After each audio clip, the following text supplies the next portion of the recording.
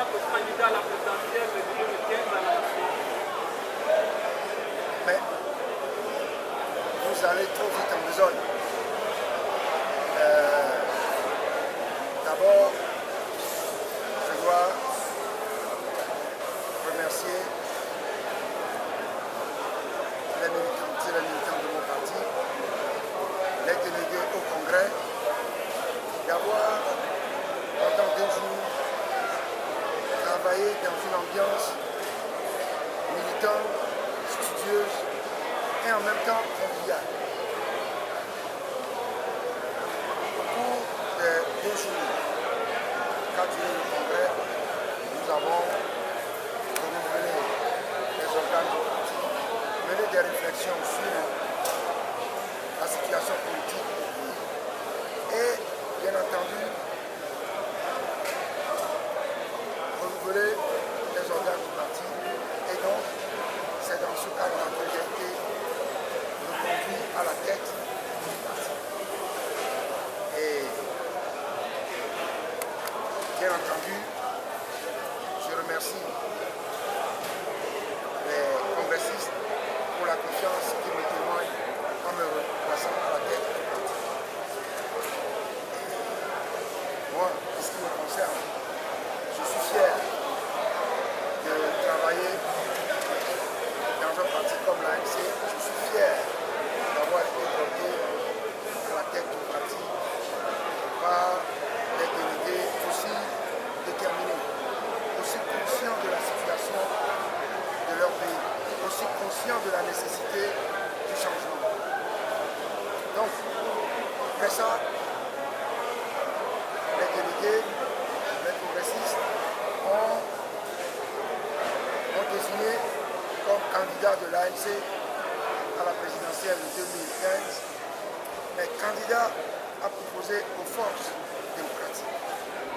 Parce que nous restons toujours dans la logique de la candidature unique.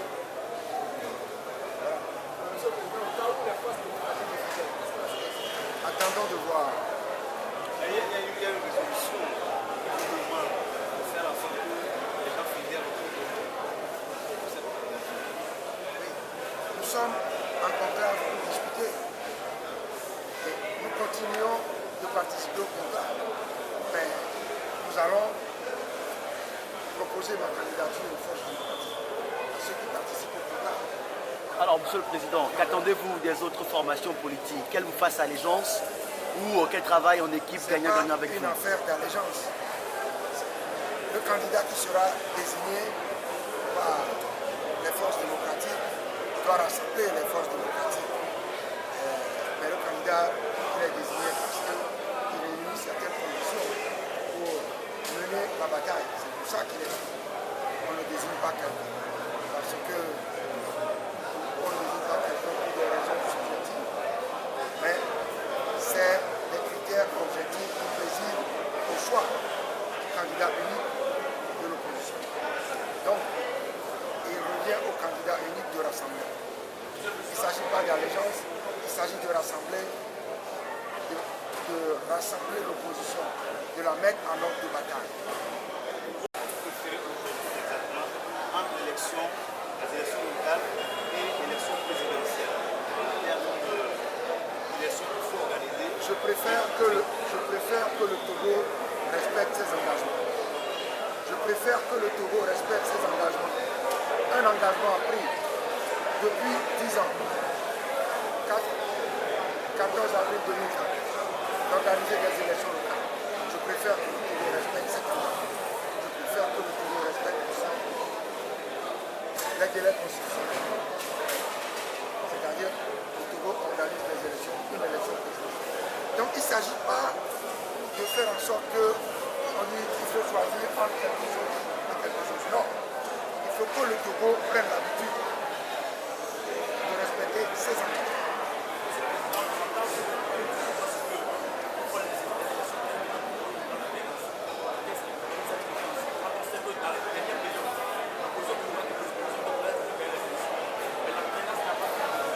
Que l'opposition s'organise pour confirmer sa victoire.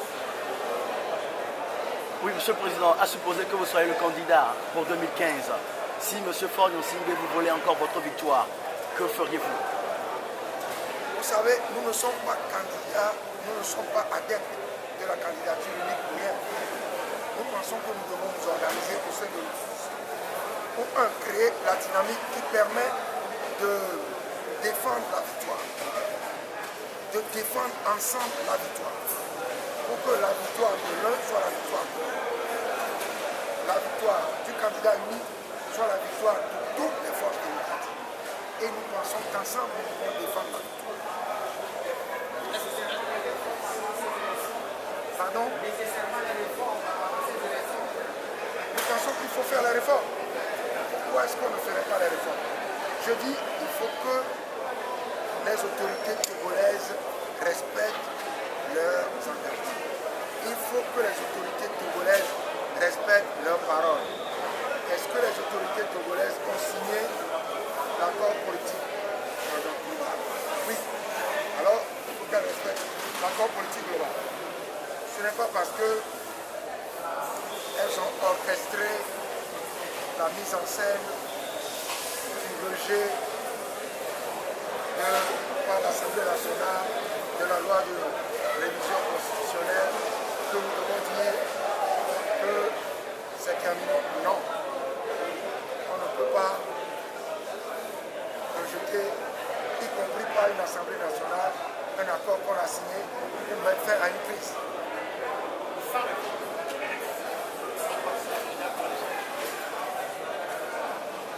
Ça, c'est ce que vous dites. Oui, Monsieur le Président. Sans réforme. Vous dites sans réforme, pas de participation. Je ne vous ai pas encore répondu à la question. Qu'est-ce que vous faites s'il y a des réformes ou s'il n'y a pas de réforme? Les équipes de membres de l'ordre, eux aussi, c'est l'encontre avec le chef de l'État, c'est dans ce sens. C'est possible. Si ça se fait dans le cadre de l'opposition, et si c'est ensemble que nous décidons, il faut que nous ayons sensibilisé, ayons parlé au chef de l'État pour le ramener à la raison. Mais aujourd'hui, vous n'avez pas les marges de manœuvre pour accomplir ces réformes. Comment allez-vous faire maintenant? Pourquoi nous n'avons pas les marges de manœuvre? Est-ce que le Togo a signé un engagement, a signé un accord de faire des réformes? Oui.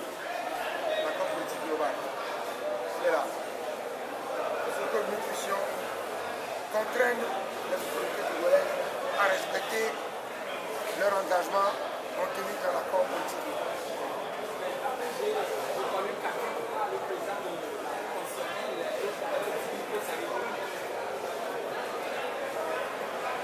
S'il était président du groupe constitutionnel normal, s'il était président normal, il ne dirait pas ça. Donc, je ne veux accorder aucun crédit à ce qu'il dit. Voilà. C'est la situation qui déclenche les dernières leçons de l'intervention des bureaux. Vous savez, créons une dynamique autour d'une candidature que nous voulons et nous verrons quelle est la force que nous aurons. Tout ce que vous dites, vous parlez de la Cour constitutionnelle, tout ça, la CENI et toutes ces choses, créons une dynamique populaire pour donner un sens à l'élection présidentielle. Et vous verrez la force que nous aurons pour imposer la volonté du peuple. Si demain le conclave désigne une autre personnalité à part Faure, est-ce que vous êtes prêt à soutenir cette personnalité? Attendez de voir. Mais il y aura, le conclave ne va pas se réunir indéfiniment. Alors, le conclave, soyez un peu patient. Vous verrez dans quelques jours ce que fera le conclave. Je crois que la force du journaliste aussi, c'est d'être assez clair. Vous n'avez pas répondu à ma question.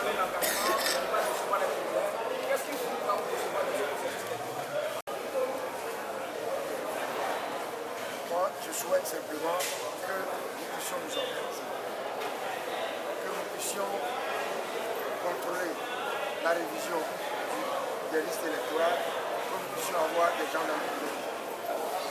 L'ANC, on devrait peut-être avoir l'ANC, peut-être occuper le poste de président de la CENI.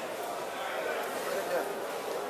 Pour le moment, il semble que la situation est bloquée à la CENI. Nous ne sommes pas payés pour débloquer les situations. Nous ne sommes pas payés pour débloquer les situations à notre détriment. Interprétez-le de la manière la plus intelligente possible. Nous ne sommes pas payés dans l'opposition pour débloquer les situations à notre détriment.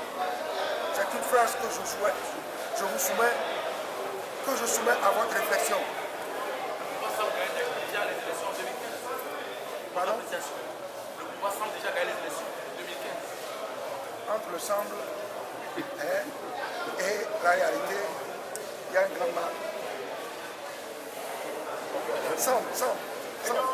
Ah oui, toi, je vais me faire.